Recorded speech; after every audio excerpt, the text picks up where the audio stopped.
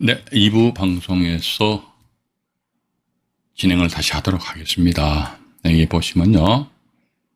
제가 조금 전에 말씀드렸죠.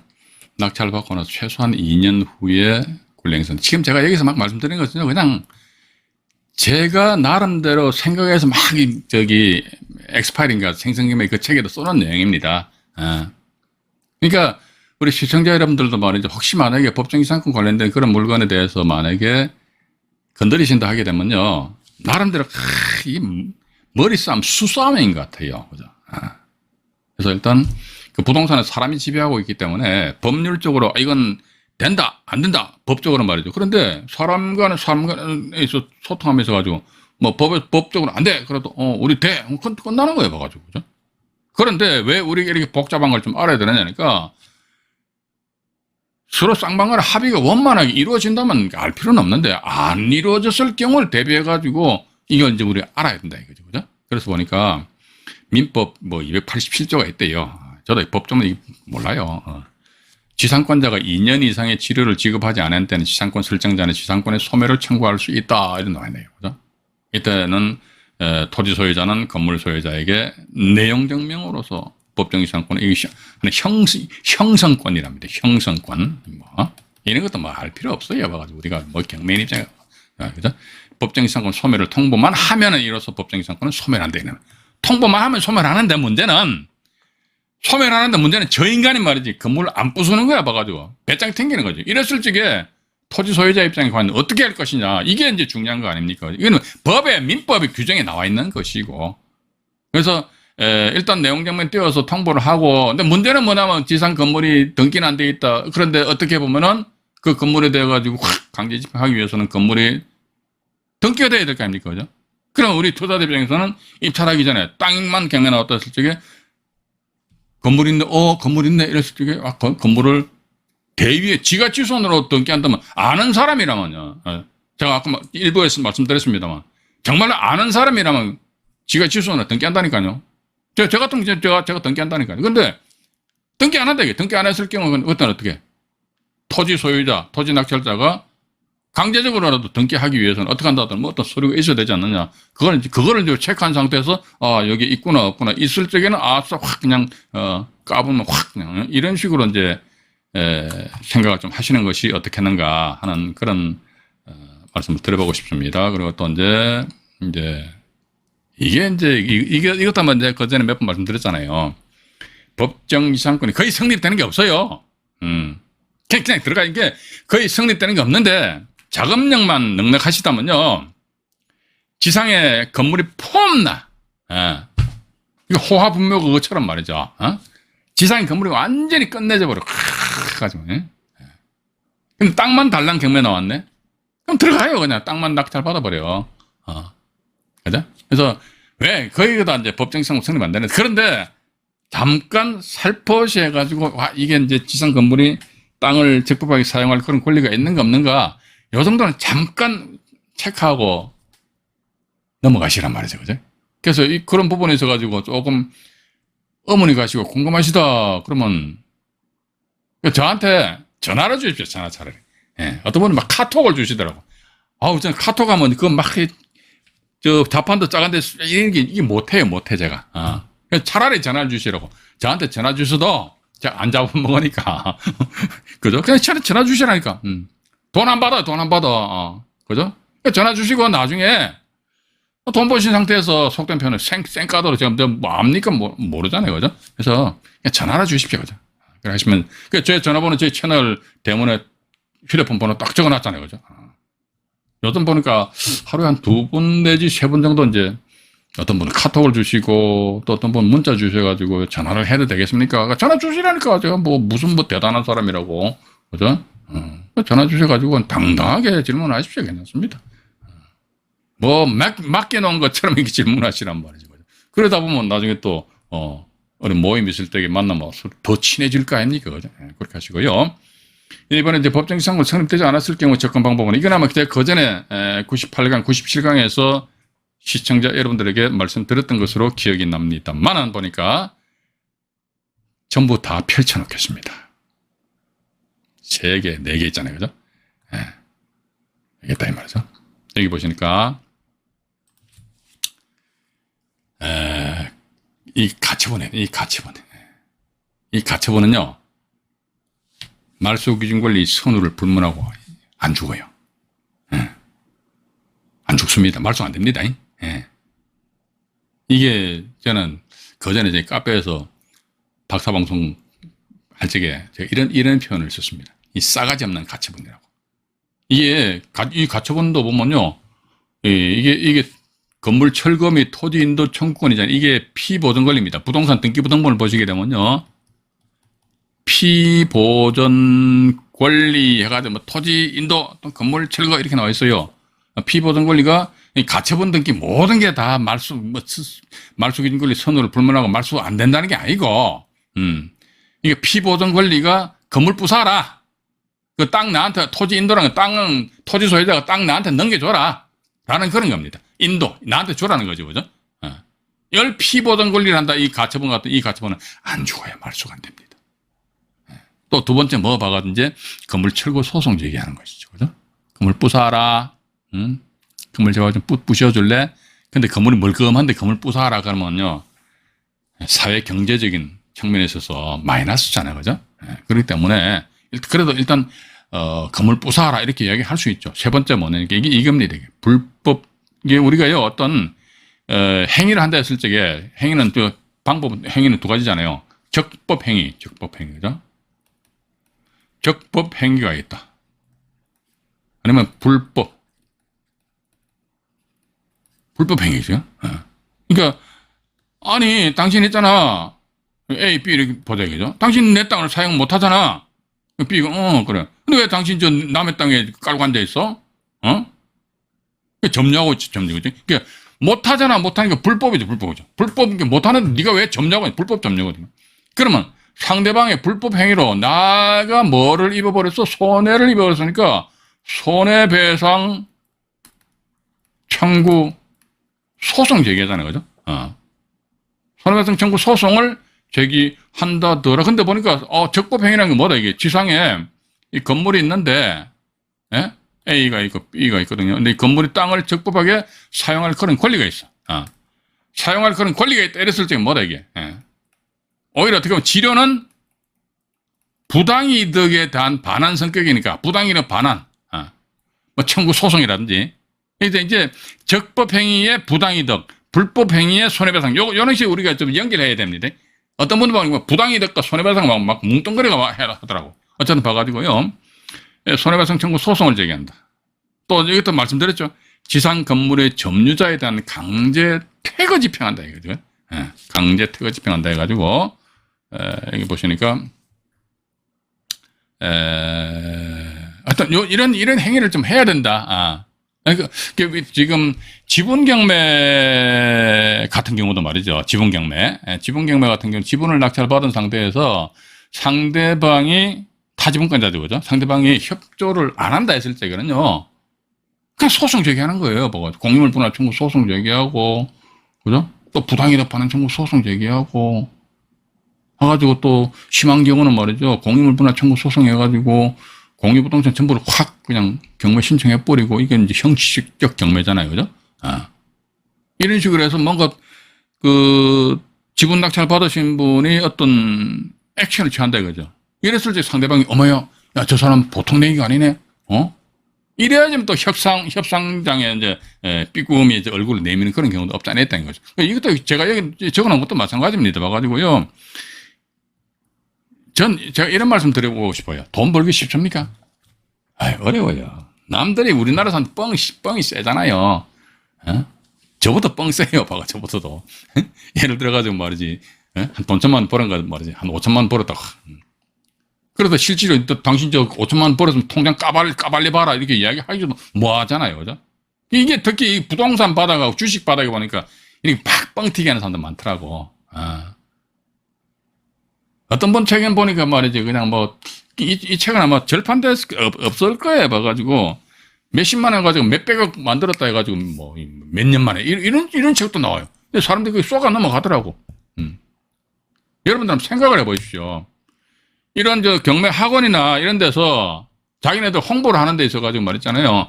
자산 가치가 말이지 몇십억이 됐다. 우리 한번 생각해 봅시다. 본인들의 자산 가치, 물론 자산 가치겠죠, 그죠? 현금이 아니고 자산 가치면 뭐, 예를 들어 자산 가치가 뭐 한 100억이다. 그런데 은행에서 융자 받은 게 99억이다. 그래도 자산 가치 100억이잖아요, 그죠? 예.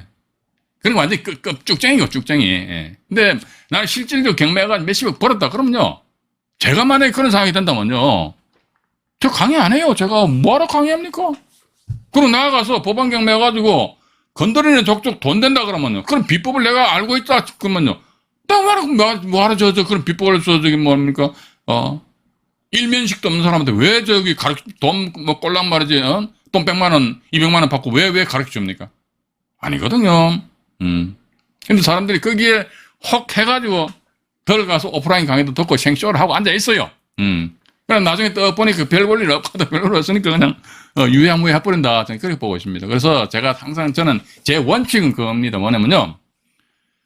그런 교육 집단, 교육 주체들한테 가가지고 그 사람들과 인맥을 만드는 것으로 만족해야 된다. 그리고 실질적으로 이런 경매에 관련된 투자, 이런 공부, 이런 것은 결국은 내가 해야 된다.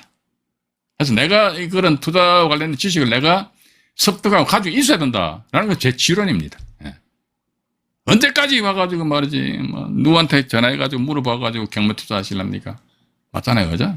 그래서 법정지상권 성립되지 않는 경우는 이런 식으로 조치를 취하는 수밖에 달리 방법이 없지 않느냐. 이렇게 해가지고 최종적으로 어떻게 여기 보시면은 A가 있고 B가 있다. 그런데 이 건물은 땅을 사용할 거는 권리가 없다더라. 없다. 이랬을 적에는 A는 B에게 이런 식으로 조치를 취하는 것이거든. 소송은 두 개를 같이 동시에 따닥 하고, 다음에 보니까 여기 건물에 보니까 갑이라는 사람이 뭐 임차인인지 뭔지 들어와 살고 있다. 그래서 저는 제가 만약에 B라면요. 이렇듯이 보십시오. 가처분 등기하고 가처분 등기한다는 건물이 등기됐다는 거 아닙니까? 그죠? 등기가 됐으면 가처분 등기하는 거 아닙니까? 그러면 토지 소유자는 이 지상 건물 점유자에 대해서 이 대법원 판결입니다. 강제 퇴거 집행할 수 있대요. 강제로 쫓아낸다 이거지. 실질적으로 이 갑이라는 사람은 이 건물에 대해서 단지 점유만 하고 있다는 거죠. 근데 제가 만약에 B라면요. 이 사람한테 전세권 설정해 준다니까, 전세권. 전세권 이게 참 이게 좋아요. 이게 제대로 저희 어떻게 보면 좀 장난친다는 건 아닌데 일단 봐가 전세권까지 이렇게 오물딱조물딱 할 수 있다는 것이지요. 그래서 전세권 설정한다. 이 전세권은 뭐다? 부동산 등기부 등본상에 표시된 게 전세권이잖아요. 가처분 등기 집행한다 그러니까 전세권 건물에 등기되어 있을 거 아닙니까? 그죠? 전세권 등기한다 그러면 설정이 뭐다? A 토지 소유자 입장에서는 지상 건물 점유자. 전세권자 이 사람이 전세권도 하면서 이 건물에 점유를 하고 있다고요. 그럼 이 사람 예를 들어 전세권자가 이 사람이 갑이 전세권자인데 이 건물에 대해서 실질적으로 살고 있어요. 그러면 갑은 전세권자 겸 점유자잖아요. 점유자. 그러면 A는 갑을 쫓아낼 수는 있다니까요. 야, 그럼 A가 갑을 쫓아내면 전세권은 없어질까? 뭘 없어져? 전세권 그대로 남아있는데. 전세권 성립 요건 담아야 되겠다 말씀드린 것으로 기억이 납니다만은 첫 번째 봐가지고 전세권을 설정한다는 물권적 합의입니다. 전세권 물권이잖아요. 물권, 우리 전세권 설정합시다. 알았어. 물권적 합의가 있어야 되고. 두 번째 뭐다? 전세권 등기를 하면 돼, 등기. 세 번째 뭐다? 전세금 지급을 하면 됩니다. 전세금을 전세권자가 전세권 설정자 집주인한테 전세금 주면 돼요. 주고 등기하면 끝난다, 이게. 그럼 이게 주택임대차보호법에 의한 임차인의 대항요건이니까 주민등록과 주택의 인도 있잖아요, 그죠? 주민등록 할 필요 있다, 없다? 없어요, 전세권은요. 주택의 인도 들어가서 살 필요 있다? 없어요. 들어가 안 살아도 된다니까. 그죠? 그렇기 때문에 또 사채 하시는 분들 말이죠. 오늘도 카페 어떤 분이 질문 주셨더라고요. 대부업 하시는 분들 보니까 저당권 설정하고 나서 전세권 설정하거든요. 이 전세권 왜 설정하냐, 이게. 전세권 설정하는 이유가 보면요. 집주인이 혹시 나중에 최우선 변제 임차인을 넣어가지고 작업할까, 그걸 방지하기 위한 것입니다. 예. 근데 보니까 이분 질문 내용은 전세권이 이제 예를 들어 갑인데 전세권 설정된 그 이후에 어린한 사람이 전입신고를 할 수 있지 않느냐? 할 수는 있어요. 근데 효력이 없다니까요. 왜냐면 전세권은 뭐다? 예를 들어 아파트 101호에 대해서 전세권 설정했잖아요. 그죠? 이거 잘 들으세요.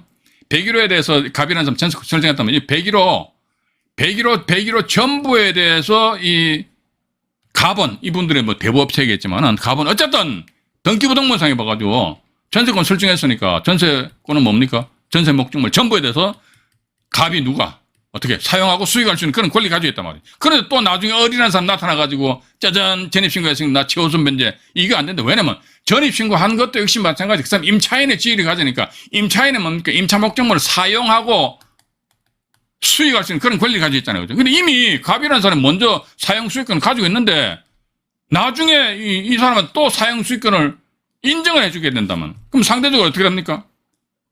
갑이 빨리 저 전세권 설정한 이 사람의 사용 수익권이 침해를 받는 침해. 그죠? 예. 침해를 받기 때문에 이게 안 된다. 그렇기 때문에 대부업체에서는요, 저당권 설정하거나 전세권 해가지고 꼭 설정해요. 예. 설정하는 이유가 나중에 집주인이 예? 아파트 같은 거 방 한 칸 해가지고 뭐 전입신고 때려 넣어가지고 말이지 최우선 변제 뽑으려고 하는 그런 경우도 있잖아요. 그걸 방지하기 위해서. 그죠? 어쨌든 봐가지고 다시 이쪽으로 돌아오니까요. 전세권 설정한다. 이게 세 가지 요건만 갖추면 되기 때문에 갑 나가 알았어 나가. 근데 전세권은 말도 안 돼. 그러면 전세권을 유일하게 없앨 수 있는 방법은 뭐냐니까. 건물 철거 소송했잖아요. 철거 소송해서 건물 부수면 돼요.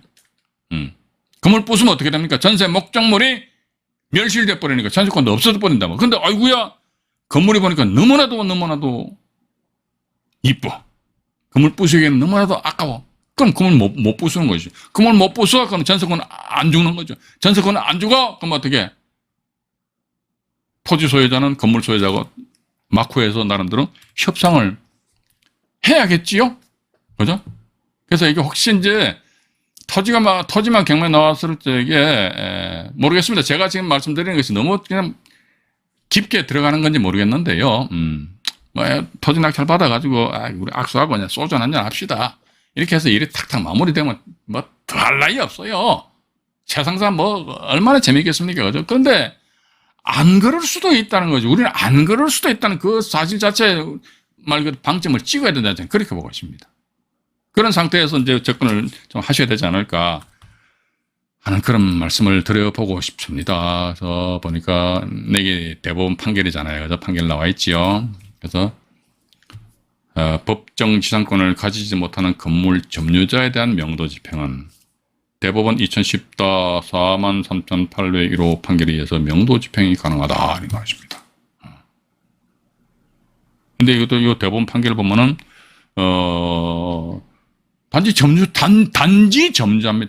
점유자에 대해서는 명도 집행할 수 있는데 그렇다면 전세권자에 대해서는 그 사람도 점유를 하고 있음에도 불구하고 전세권자 나가 알아서 그렇다 전세권이 없어지느냐 안 없어진다니까요. 안 없어지는데 이미 뭐다 건물에 대해서는 등기되어 있으니까 이미 막 전세권 설정하고 방 한 칸데 맨날 전세권 막 하고 가등기 떡 해버려 가등기. 그럼 봐가지고 토지 낙찰자 입장에 봐가지고 손해배상 청구 소송 제기했잖아요. 그럼 법원에서는 건물 소유자는 토지 소유자에게 검 얼마를 지급하여라 손해배상 청구 소송 제기해봤자요. 법원에서 판결문상에 손해배상 금액이 아니십니까? 그건 얼마 안 됩니다. 예를 들어 돈 1,000만 원 줘라. 그러면 그 하나의 이행 판결이잖아요. 이행 판결이니까 그걸 가지고 법원에 판결문 가지고 강제경매를 집어넣는데 그때 이게 뭐든 말소기준권리 되잖아요. 앞에 있네. 어이구 요거 인수네. 얘들도 보니까 꼼짝달싹하네. 요것도 인수네. 뭐야 전부 다 인수네. 이거 인수되네. 특히 가등기 딱 하나 째려보고 앉아서 인수된다 그러니까 이거 어떤 누가 입찰 들어갈 것이니까 안 들어간다. 그럼 이 사람은 그 토지 소유자 입장에 강제경매 신청해봤더니 말짱 꽝입니다. 아무런 의미가 없어요. 그죠?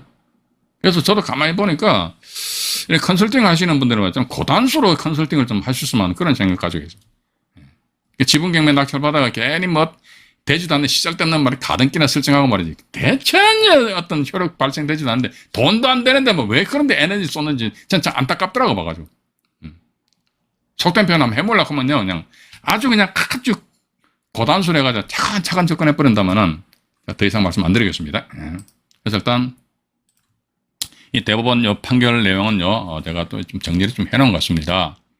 해놨는데, 요거는 뭐 2014 43,801호 해가지고요, 요 판결문은 이제, 여러분들이 대법원 홈페이지들을 방문하셔가지고 한번 더 이제 확인을 해보시기 바랍니다.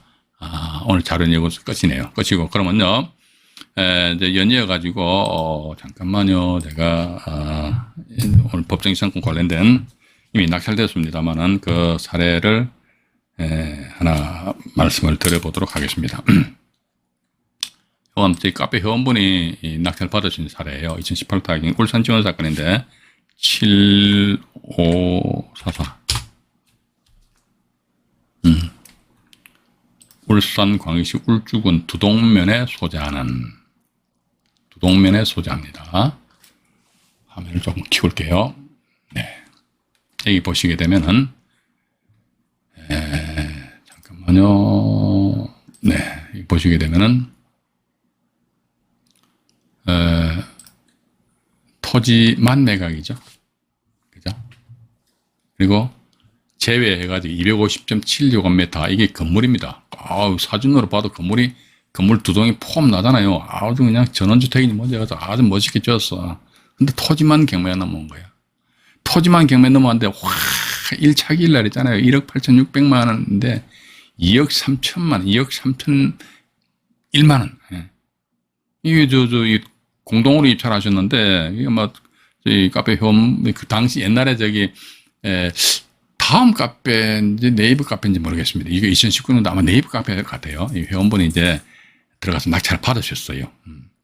이게 보니까, 지상에 보니까, 요거 다시 씌우고 말씀드릴게요. 지상에 보시면은, 뻗어시 건물 있잖아요. 건물은 경매 대상이 아니라니까요. 땅 이것만 경매 나왔다니까, 땅 이것만. 근데 이걸 이 양반들이 1차 기일날 해가지고 124% 확 질러버렸다니까요. 그죠? 이 사람들 정신 나간 거 아니야? 해가지고, 밑으로, 먼저 사진부터 한번 볼까요? 사진 보니까 건물 폼나죠? 괜찮잖아요. 또 유치권 행사 중. 아이고, 무서워. 무서워라. 유치권 행사 중이라. 어이구요, 유치권. 유치권 행사 중. 이런 식으로, 이런 프랜카드도 일종의 공시하는 효력이 있긴 있습니다. 유치권 행사 중에서 프랜카드 붙여놓고 사진 탁 찍고 하면 된단 말이죠. 그죠? 함부로 훼손하면 안 되잖아요. 유치권자만 나와 해결하면은, 못할 게 없다. 이런 식으로 막 올라와 있거든요. 올라와 있는데, 여기 또 보면, 여기 또 주차장도 되어 있고, 그죠? 주차장도 되어 있고, 그 다음에, 마당에 잔디도 착 깔려 있잖아요. 그죠? 다음 로드뷰에 잡히나 한번 볼까요?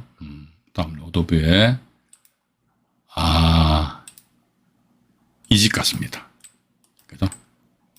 여기 보시니까, 여기다 나무 판때기인가요? 나무 판때기에다가 적어놨죠, 그죠? 뭡니까, 이게? 유치권 행사, 이렇게. 유치권 행사 이렇게 나와 있다, 이거죠. 나와 있는데,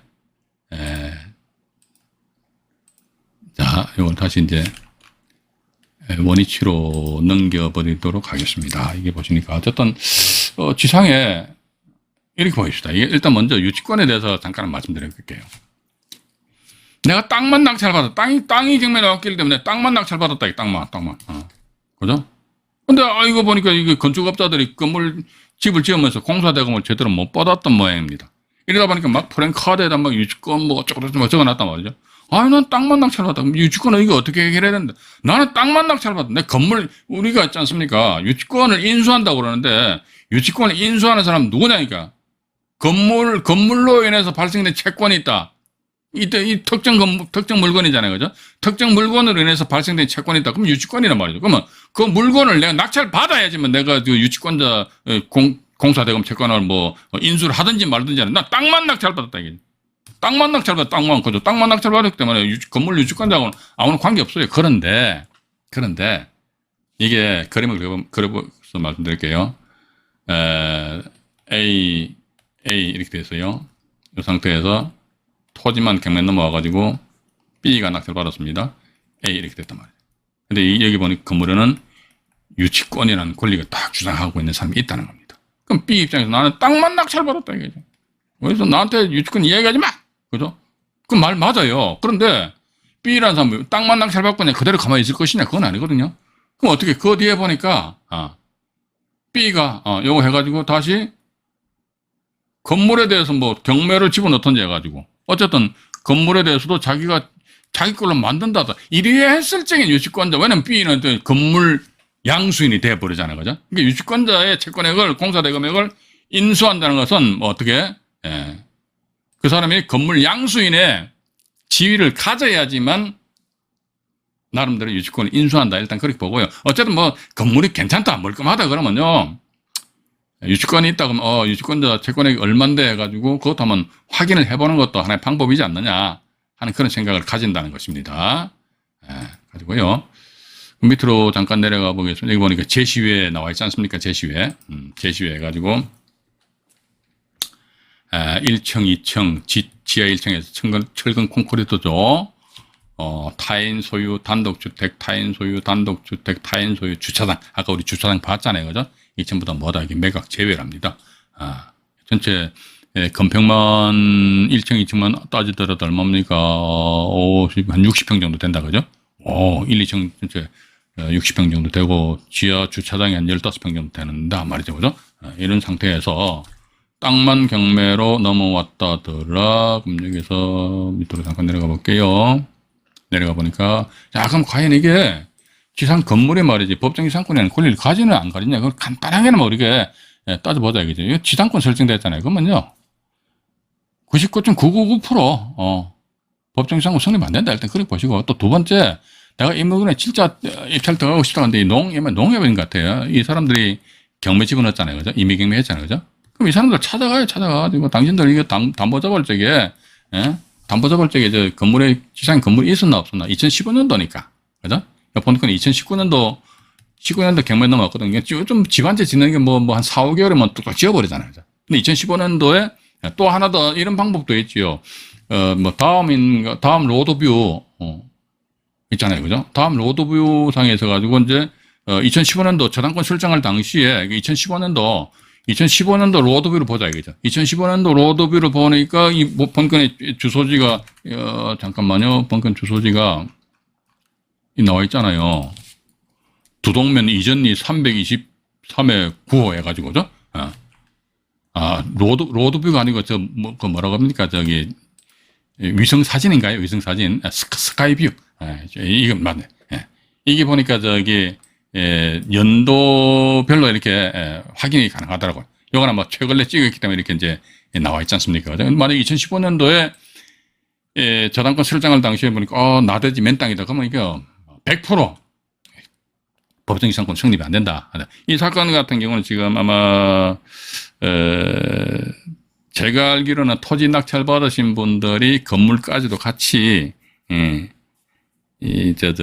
자기네들 소유로 돌린 것으로 알고 있습니다. 그래서 지금 제가 거짓말 안 하잖아요. 이거 저는 회원 낙찰 사례, 이분 인적사항을 다 적어놨다가 다 정리하고 지워놨습니다. 회원 낙찰 사례 요것만 딱 적어놨습니다. 그래가지고 일단 이 건 같은 경우도 보니까 일단은 뭐 토지만 경매가 넘어왔기 때문에 토지를 조금 과하게 낙찰받더라도 지상 건물이 보니까 법정지상권 성립이 안 된다. 그럼 이랬을 때 이게 건물이 이렇게 멀끔하게 있다 그러면 건축물 관리 대장이 없다 손치더라도, 그죠? 건축 허가서, 건축 허가를 받아야 될 거 아닙니까? 허가 받아서 이렇게 건물 지을 거 아닙니까? 그죠? 건축 허가서가 있지 않겠느냐? 그 어디 이제 울주군청이겠죠, 그죠? 가가지고 한번 건축가 가서 확인해 보시는 것도 하나의 방법이지 않겠느냐 하는 그런 생각을 가진다는 것입니다. 그죠? 일단 그렇게 좀 오늘은 이해를 하시고요. 그 상태에서, 잠깐만요. 우리가 이게 이제 오늘 지금 제가 우리 시청자 여러분들과 같이 공부한 것이 이제 화면에서 보시는 것이 생생경매 교재입니다. 이게 법정지상권에 대한 접근 방법이라서 이제 저 이번 시간에 쭉 1시간에 걸쳐서 말씀드렸고요. 자, 그 다음에 이제 우리가 언제입니까? 이제 오늘은 6월 29일에서 6월 마지막 방송이고요. 7월 방송은 7월 4일 날, 월요일 날 방송 진행됩니다. 그래서 7월 달에도 보니까 총 12회에 걸쳐가지고 7월 4일 날 100회 방송, 100강입니다. 100강제 방송 진행되는데요. 그때는 7월 4일 날에는 어떤 주제냐, 그러니까 법정지상권 케이스 연구입니다. 요거 아마 즉 제가,